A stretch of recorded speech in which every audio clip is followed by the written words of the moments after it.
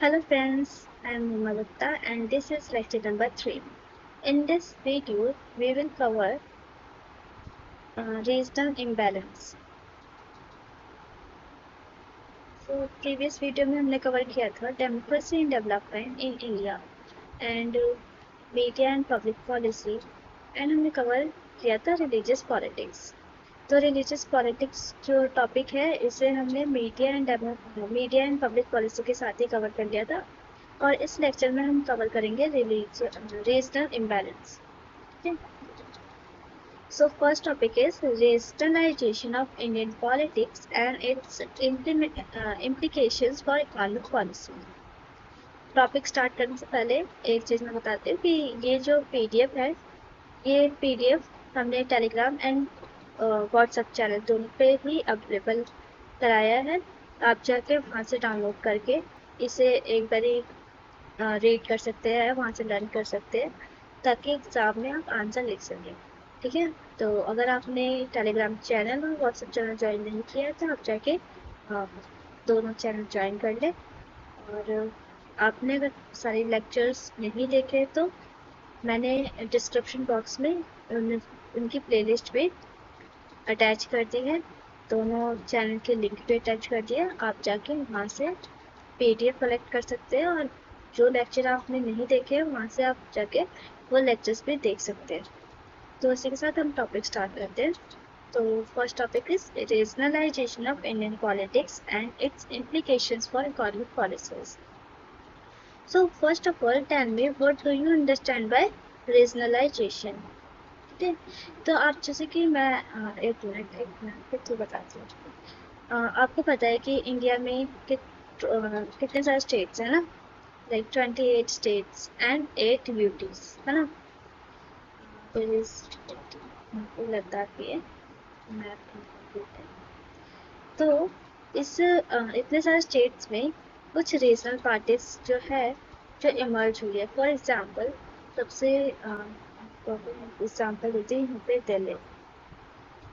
I think Delhi is there. तो दिल्ली में आप देखोगे आप आम आदमी पार्टी है ना.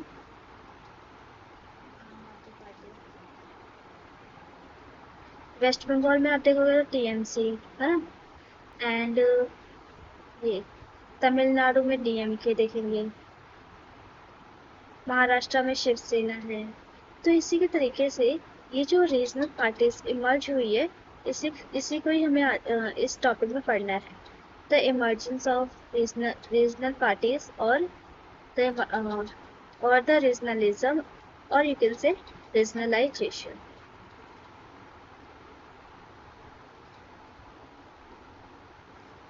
Regionalization of Indian politics refers to the rise and growing influence of region-based political parties and leadership that prioritize the local identities, issues, and interests.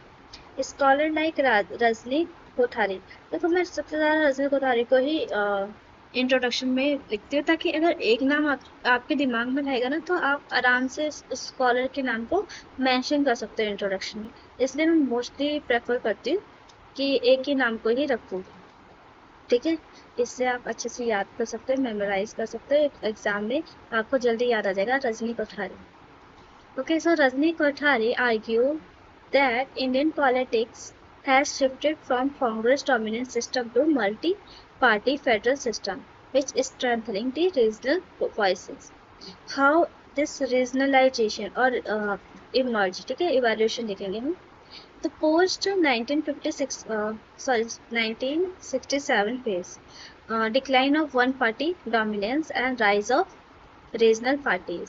1989 में क्या हुआ था, द कॉलिजन एरा इमर्ज हुए थे at the centre like United Front, NDA and UPA. Then identity politics like languages, caste and regional aspirants through ये जो parties है वो इमर्ज होती है. For example Dravidian movement in Tamil Nadu. Then economic liberalization in 1991, states became key player in attracting investment. What are the implications? There are some positive implications for economic policies. of regionalization and there are some negative as well. तो सबसे पहले हम positive देख लेते हैं. Decentralized development, like state get more autonomy in economic decision making and policy tailored to the local needs. For example, agriculture in Punjab and IT in Karnataka. तो अगर decentralisation हुआ तो उससे क्या होगा कि स्टेट के पास ज़्यादा ऑटोनमी आ जाएगी, है ना. तो वो डिसीजन ले पाएंगे, खुद के डिसीजन लेंगे तो वो अपने स्टेट को डेवलप करेंगे इकोनॉमिकली. अब सेंटर कहाँ कहाँ पे अपना ध्यान देगा, है ना. तो सेंटर से तो लाइक प्राइम मिनिस्टर है, प्राइम मिनिस्टर इंटरनेशनल रिलेशंस को भी देखते हैं, है ना. तो इसीलिए अगर ये सेंट्रलाइजेशन पे ज़्यादा हम ध्यान देंगे तो इससे क्या होगा कि सभी स्टेट के पास पावर होगी और वो अपने अपने स्टेट को डेवलप करेंगे. Then competitive federalism, like state compete for the investment, infrastructure and ease of doing business. For example, this Gujarat and Maharashtra which attracting the FDI through investor friendly policies. तो यहाँ पे जब competition होगा, जैसे कि हमारे 28 state है हमारी कंट्री में, ना सारे के सारे कंट्री अपने एक दूसरे से बीट करेंगे, तो यू विल सी दैट इससे क्या होगा कि कंपटीशन से उस स्टेट को वे ग्रो अप होगा. Then inclusive growth, regional parties highlight neglected areas like better allocation and resources to the backward region. For example, special category status demands. Then policy innovation, state experiment with welfare scheme. For example, Tamil Nadu's public distribution system and Delhi's education reforms. Then there is some negative implications like policy fragmentation, lack of uniform economic policies across states, difficulty in implementing nationwide reforms. So there are some negative implications. For example, this policy fragmentation. Then populism and fiscal stress like freebies for the electoral gains. For example, in Delhi, है ना, दिल्ली में सबसे ज़्यादा सुना होगा आपने freebies problem and strain on the state finances. Then regional disparity, developed states grow faster and increasing inequality. Bimaru state, for example, Bihar. Collision constant at center. Regional parties influence national economic decisions and delay the dilution of reforms due to political bargaining. There is, I mentioned, critical analysis. For example, regionalization strengthens the federalism and democracy but also creates policy inconsistency. It transforms economic policy making into negotiated process between center and state. So now this is the conclusion.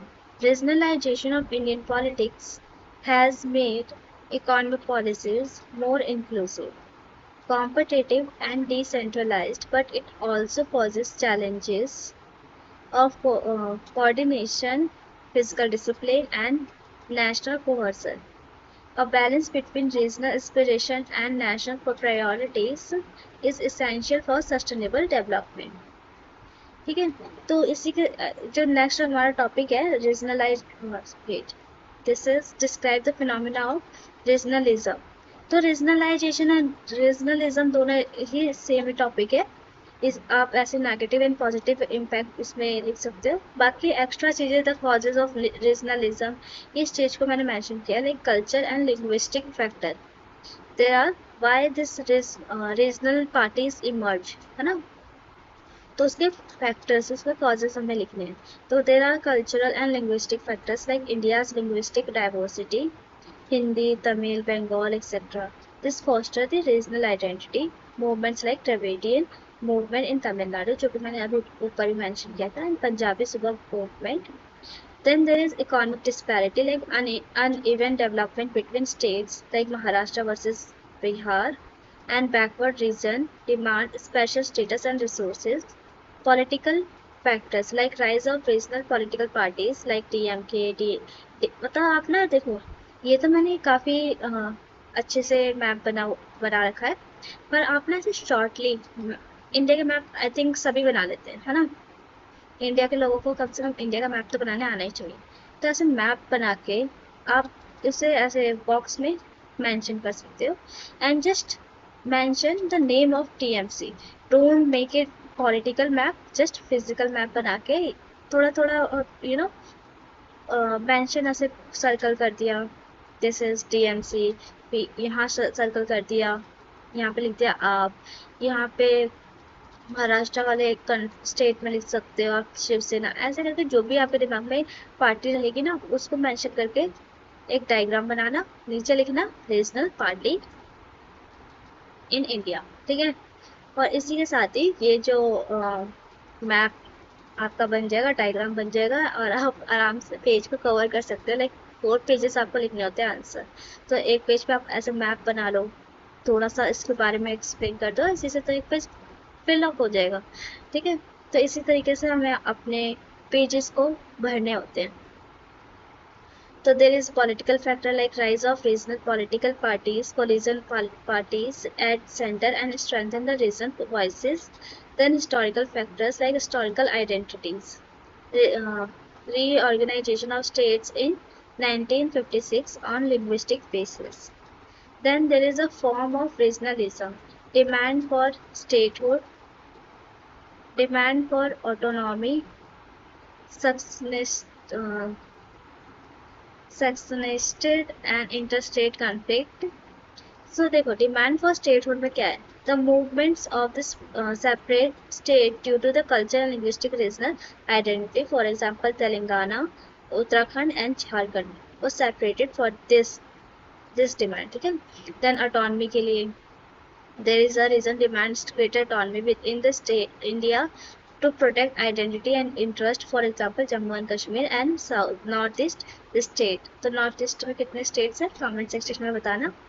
तो there is there's some regions or groups demand separation from the India, for example this extreme cases like Khalistan movement अभी भी मांग चल रही है, ऐसे हुआ नहीं है डिमांड पूरी हो गई हो। Then interstate conflicts like disputes over resources like water boundaries etc. Like water dispute between this Karnataka and Tamil Nadu, Kaveri river से related है। Then you can conclude the answer like this. Regionalism in India is a natural outcome of its diversity, while the moderate regionalism strengthens democracy and federalism. Extreme form can challenge national integration. The key lies in balancing regional aspirations with national unity through corporative federalism. तो इसी के साथ हमारा ये lecture भी complete होता है। इसके अंदर हमने कवर किया है रीजनल इम्बैलेंस। तो मैंने जैसे पहले बताया कि पीडीएफ जो है वो अवेलेबल होगी मेरे टेलीग्राम एंड व्हाट्सएप चैनल पे, आप ज्वाइन कर सकते हो। और अगर आपको ये वीडियो हेल्पफुल लगी तो please do like share and subscribe. Thank you.